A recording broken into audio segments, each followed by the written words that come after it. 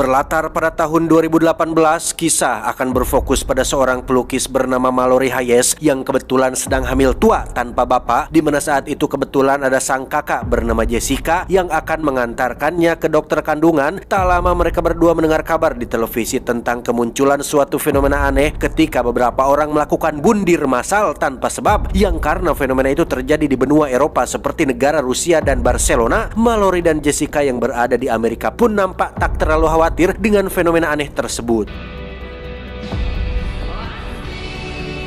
Tiba di rumah sakit, Mallory langsung memeriksakan perutnya yang sudah masuk bulan ke-9.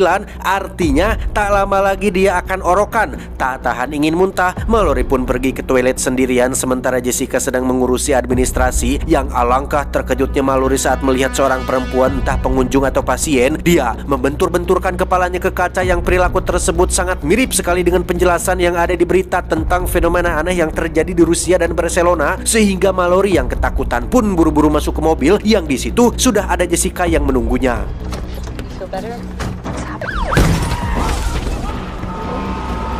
Atmosfer sekeliling pun perlahan mulai berubah drastis tatkala orang-orang nampak kepanikan di jalanan. Satu pengendara nekat menerobos lampu merah disusul oleh Jessica yang kebetulan nyetir pun ikut menerobos juga. Yang ketika Mallory memalingkan wajahnya ke belakang untuk mengambil ponsel yang berdering, Jessica yang menyetir pun mau tidak mau harus tetap fokus melihat ke depan. Yang di situ dia melihat sesuatu yang tidak dilihat oleh Mallory, di mana bola mata Jessica tiba-tiba saja berubah ke dalam corak aneh yang membuatnya tak tahan ingin menangis dan mulai menunjukkan perilaku aneh saat dirinya dengan sengaja menabrakkan mobilnya agar terjadi kecelakaan.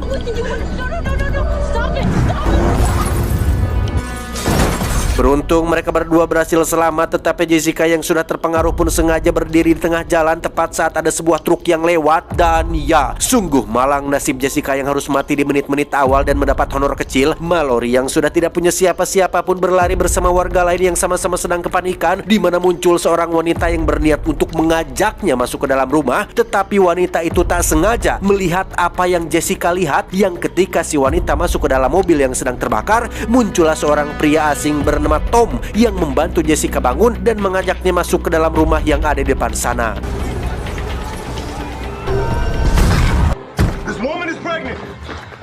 Rumah ini ternyata adalah milik seorang pria asal Asia bernama Greg yang kebetulan dia sudah menampung beberapa orang yang lebih dulu berlindung di sana. Salah satunya ada seorang rapper kontroversial yang sempat berseteru dengan Eminem, yakni Machine Gun Kelly. Saat Mallory dan semua orang tengah kebingungan, muncullah berita tentang fenomena aneh yang awalnya hanya terjadi di Rusia dan Barcelona, kini sudah menyebar ke seluruh penjuru dunia terkecuali Jawa Barat yang masih adem ayem. Nih buktinya saya masih bisa recording dari keterangan berita dan dari apa yang sudah mereka lihat secara langsung. Alhasil mereka pun sepakat dengan sebuah teori bahwa ada sesosok makhluk yang berkeliaran di luaran sana, yang barang siapa melihat makhluk itu dengan mata telanjang, maka orang itu akan langsung punya kecenderungan dan keinginan untuk bundir, sehingga satu-satunya cara untuk selamat adalah dengan tetap bertahan di rumah ini dan tutup rapat semua jendela yang ada.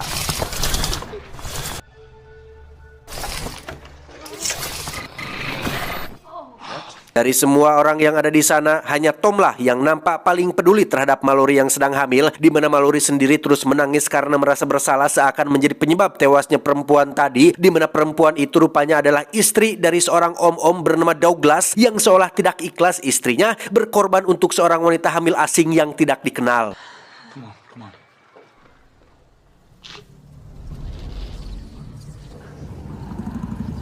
3 hari berlalu, mereka semua pun mulai membahas tentang jatah makanan yang semakin hari semakin menipis. Dan sudah jelas, apabila terus seperti ini, diam seperti ini, lama-lama kelamaan mereka akan mati kelaparan. Tak lama terdengar bunyi ketokan pintu disusul dengan suara wanita yang meminta tolong untuk diizinkan masuk, di mana Douglas adalah satu-satunya orang di kelompok ini yang selalu curigaan dan waspadaan terhadap semua orang. Tetapi Tom dan yang lain merasa perlu untuk membantu sesama, sehingga Mallory segera mengambil shotgun milik Douglas dan mengarahkannya ke depan pintu sembari menutup mata sesuai dengan teori yang sudah mereka sepakati. Yeah. The gun, please. Dia bernama Olympia, seorang wanita yang kebetulan tinggal satu blok dari rumah ini. Suaminya adalah seorang anggota militer Angkatan Udara yang kebetulan sedang pergi dinas selama kurang lebih 1 bulan. Dan sampai detik ini belum juga pulang. Stok makanan di rumahnya sudah habis, sehingga Olympia merasa perlu untuk pergi keluar dikarenakan sedang hamil tua yang usia kandungannya sama dengan Mallory, yaitu sudah memasuki bulan ke-9. Saat itulah Greg sang pemilik rumah mengajak semua orang untuk melihat apa yang dia punya, yakni sebuah monitor kamera CCTV yang tersebar di 4 penjuru rumah ini, di mana Greg akan melakukan sebuah eksperimen untuk melihat seperti apa bentukan makhluk tersebut dengan cara melihatnya menggunakan layar monitor yang jika ini berhasil, maka mereka akan memiliki suatu cara untuk bisa keluar rumah mencari makanan dengan menggunakan kamera dan layar monitor sebagai visualnya. Namun memang percobaan ini belum tentu berhasil, sehingga Greg meminta mereka semua untuk mengikatnya pada kursi agar dirinya tidak bisa menyakiti diri sendiri atau mencoba untuk melakukan bundir.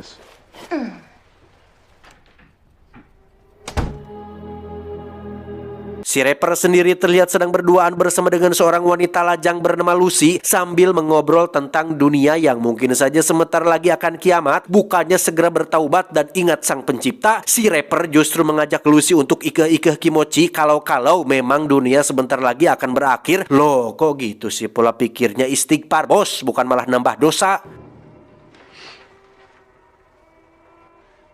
Kembali ke Greg yang masih konsisten memandangi layar monitor CCTV yang setelah beberapa menit berlalu, Greg akhirnya melihat sebuah angin yang menghempaskan dedaunan diikuti dengan bayangan hitam yang cukup besar yang kita sebagai penonton pun tidak sempat melihatnya karena dikhawatirkan akan ikut terpengaruh juga. Yang ketika bola mata Greg seketika berubah, tiba-tiba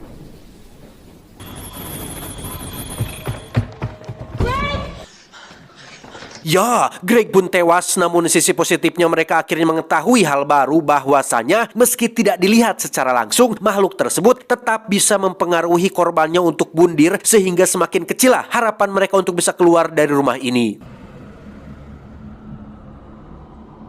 Sesama orang hamil, Mallory dan Olympia pun tidur di kamar yang sama, di mana Mallory agak kurang nyaman ketika Olympia membahas tentang ayah dari jabang bayi yang dikandungnya saat ini, karena selain hamil di luar nikah, sosok yang menghamili Mallory juga bukan pria yang bertanggung jawab, sehingga Mallory memilih untuk turun ke lantai bawah yang secara kebetulan tak sengaja melihat si rapper dan Lucy sedang melakukan pengenceritan dan menjadi sebuah topik candaan saat ada Tom yang juga sama-sama apes salah buka pintu. 5 hari berlalu, stok makanan akhirnya habis tak tersisa. Mereka tidak punya pilihan lain selain keluar rumah dan mencari makanan, di mana satu anggota kelompok yang bernama Charlie pun kebetulan adalah seorang karyawan supermarket yang bukannya bilang dari kemarin-kemarin hari, dia malah ngomong sekarang di saat semuanya sudah benar-benar habis. Disitulah Tom akhirnya memiliki sebuah ide brilian untuk pergi ke supermarket menggunakan mobil milik Greg, menutup semua kaca jendela mobil dan menggunakan GPS atau Google Maps sebagai panduan untuk bisa sampai ke lokasi.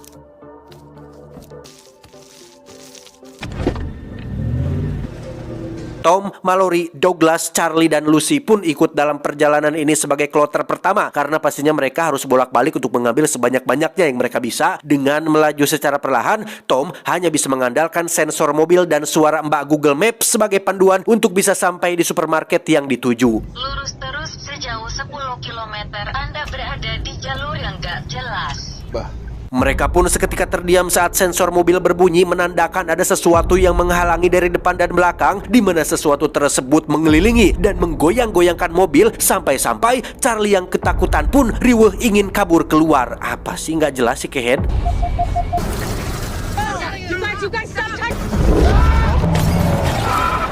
Tiba di supermarket, mereka semua langsung berpencar mencari makanan yang diinginkan. Tom pergi ke bagian barang-barang elektronik, Om Douglas berada di rak bagian minuman beralkohol, sementara Mallory secara kebetulan menemukan burung dalam sangkar masih bertahan hidup dan memutuskan untuk membawanya.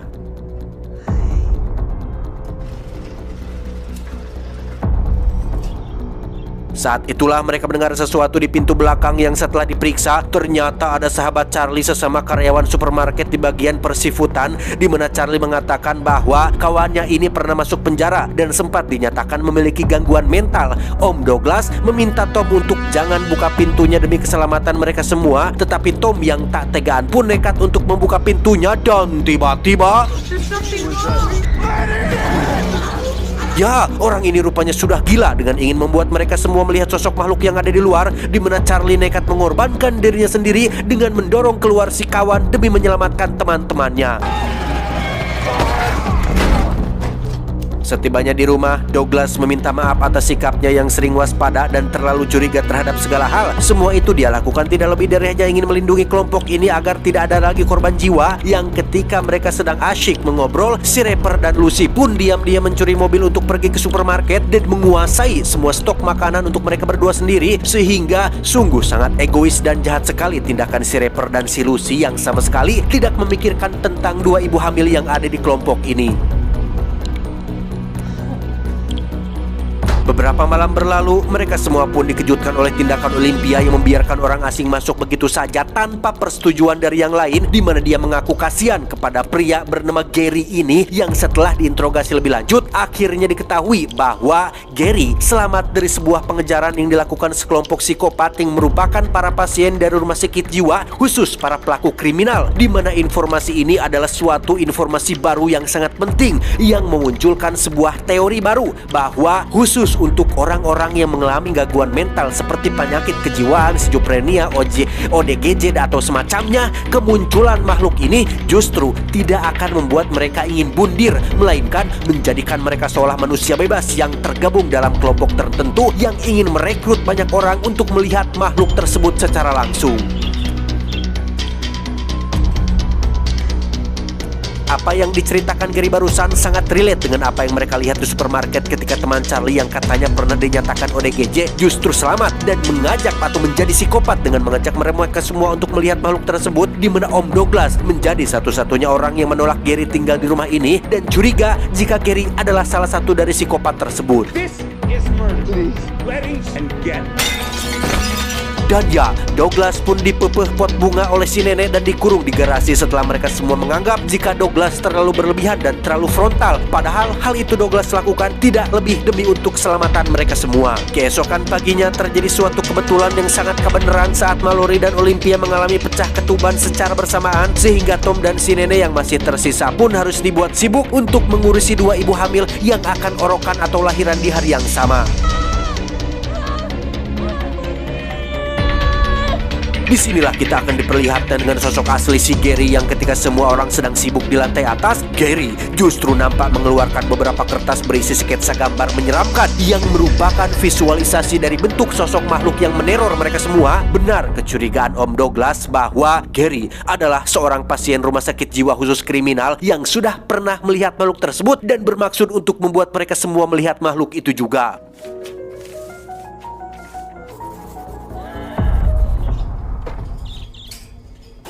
Dan ya, Gary pun memasukkan burung Mallory ke dalam lemari pendingin, kemudian merusak semua penutup jendela. Yang ketika Tom sedang turun untuk mengambil air dan samping untuk tilam orok, tiba-tiba Gary menggetok kepala Tom dari belakang, kemudian membuka pintu garasi agar Om Douglas melihat makhluk itu, lantas naik ke lantai atas tepat saat Mallory dan Olympia sudah melahirkan bayinya masing-masing.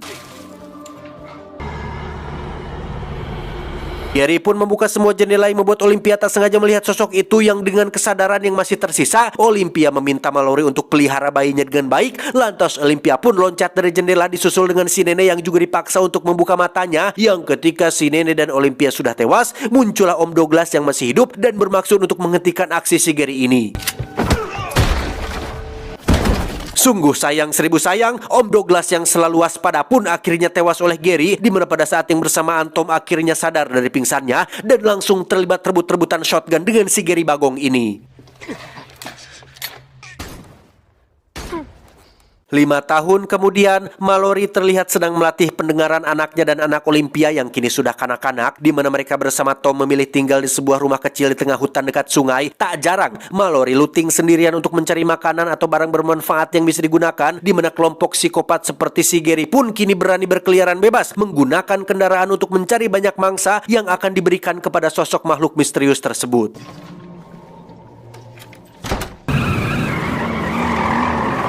Suatu malam mereka pun mendapatkan secercah harapan saat walkie-talkie tiba-tiba berbunyi. Suara tersebut berasal dari seseorang yang mengaku bernama Rick, seorang survivor yang berhasil bertahan hidup di suatu tempat aman bersama dengan kelompoknya, di mana Rick dengan baik hati memberitahu jalan menuju lokasinya, yaitu dengan mengikuti arus sungai dan berhenti di titik yang sudah ditentukan. Prepare for 2 days journey at the pace of the river's current. Sebelum berangkat ke lokasi si Rick, mereka menyempatkan untuk looting makanan di sebuah rumah di mana mereka menemukan sebungkus biskuit lapis rasa vanila yang membuat keempatnya tersenyum bahagia karena bisa merasakan lagi makanan Alfamart yang sudah 5 tahun tidak dirasakan. Tak lama, muncullah para psikopat yang datang untuk berulah sehingga Tom menyuruh Mallory dan kedua bocah untuk kabur melalui jalan belakang, sementara dirinya akan mengalihkan perhatian mereka semua. Hey, got a woman and 2 kids over here. Karena Mallory sudah ketahuan, Tom tidak punya pilihan lain selain membuka penutup matanya agar bisa menghabisi para psikopat ini, yang ketika 4 psikopat sudah berhasil ditumbangkan, kini hanya tersisa satu lagi yang sedang mengejar Mallory, di mana Tom secara tak sengaja melihat penampakan sosok makhluk tersebut. Namun dengan kesadaran yang masih tersisa, Tom sempat menembak si psikopat tersebut meski akhirnya dia harus tewas oleh tangannya sendiri. Layaknya berbicara kepada orang dewasa, Mallory pun menjelaskan kepada si boy dan si girl tentang rencana mereka yang akan melakukan perjalanan menggunakan perahu kecil menyusuri sungai menembui atau menuju ke tempatnya si Rick, di mana mereka berdua diingatkan untuk jangan berbicara, jangan pernah membuka penutup mata, dan patuhi semua kata-kata diriku. Do you understand? Mallory pun segera memindahkan burung peliharanya ke dalam kotak untuk mereka bawa dalam perjalanan. Dan oh ya, saya lupa menjelaskan kalau burung cangkurileng, kapinis, caladi, cipau, dan sejenisnya mampu mendeteksi kemunculan makhluk tersebut, sehingga setidaknya Mallory bisa lebih waspada apabila makhluk itu berada di sekitarnya.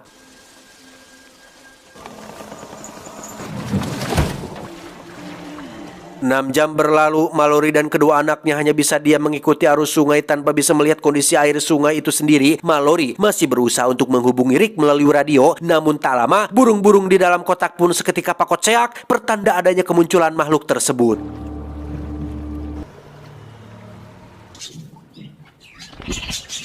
Empat 14 jam kemudian, Mallory kembali harus menghadapi sedikit adrenalin saat satu psikopat sungai memaksanya untuk membuka penutup mata yang dengan bermodalkan pistol dan kaki yang rorowesan, Mallory berhasil mengatai masalah tersebut dan tetap dalam rute perjalanan. 24 jam berlalu, Mallory lagi-lagi harus menghadapi masalah saat perahu mereka menabrak truk yang terdampar di tengah sungai, di mana tas berisi selimut dan bahan makanan pun harus hanyut terbawa arus sungai, sehingga Mallory terpaksa melipir sebentar untuk mencari makanan dan memperingatkan si boy dan si girl untuk tetap diam di perahu. Bermodalkan tali yang diikat pada tubuh si bocah perempuan atau si girl, Mallory pun berjalan secara perlahan demi bisa mendapatkan selimut atau makanan untuk stok mereka di perjalanan, di mana Mallory secara kebetulan menemukan sebuah rumah kecil berisi apa yang diinginkannya. Namun tiba-tiba tali seperti ada yang menarik, dan ternyata itu adalah perbuatan dari si makhluk yang mencoba menggunanya agar mau untuk membuka penutup matanya. Rasa ada sesuatu yang tidak beres, si bocah perempuan yang sok ngide pun memutuskan untuk menyusul Mallory dengan berjalan sendirian ke sumber suara. Padahal itu hanyalah tipuan yang dilakukan oleh si makhluk tersebut. Dan tiba-tiba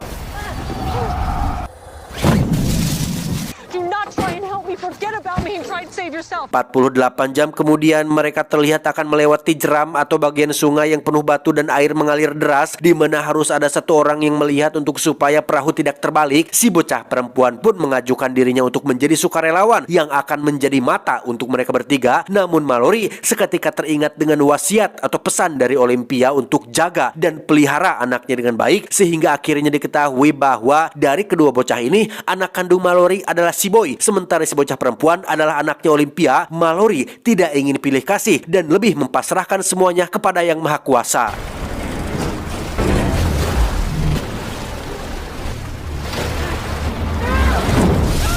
Dan ya, sempat terjadi adrenalin. Beruntung Mallory bisa menemukan keduanya dan membawa mereka ke daratan. Rupanya lokasi menuju tempat Rick sudah dekat. Mereka bertiga pun mulai berjalan menyusuri hutan yang di situ ketegangan belumlah berakhir karena makhluk tersebut masih penasaran untuk membuat mereka bertiga membuka penutup matanya.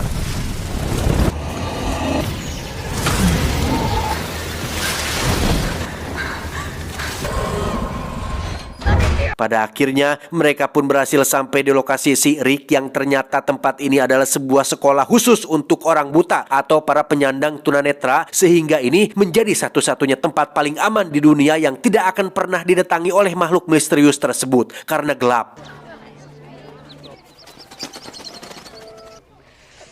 Tamat ending yang cukup menggelapkan. Masih menjadi misteri seperti apakah bentukan asli dari makhluk misterius ini, karena dari sketsa gambar yang dibuat oleh Gary terdapat banyak bentuk dan rupa yang entah mana yang asli, atau jangan-jangan setiap makhluk memiliki bentuk yang berbeda-beda. Entahlah, hanya mas-mas barbershop yang tahu. Asal-usul makhluk ini pun tidak jelas dari mana dia berasal, bagaimana awal-muawal kemunculannya. Intinya, semua orang berada dalam kepanikan dan satu-satunya cara untuk bisa bertahan hidup adalah dengan cara menutup mata selamanya. Pesan yang bisa kita ambil dari film ini adalah, daripada sibuk mengutuk kegelapan, lebih baik nyalakan dirimu dan jadilah penerang. Ingat, cinta mungkin buta, tapi kadang untuk bisa melihatnya dengan jelas, Anda perlu kacamata yang pas. Saya John, mewakili jajaran direksi yang bertugas, mengucapkan terima kasih dan sampai jumpa di video selanjutnya.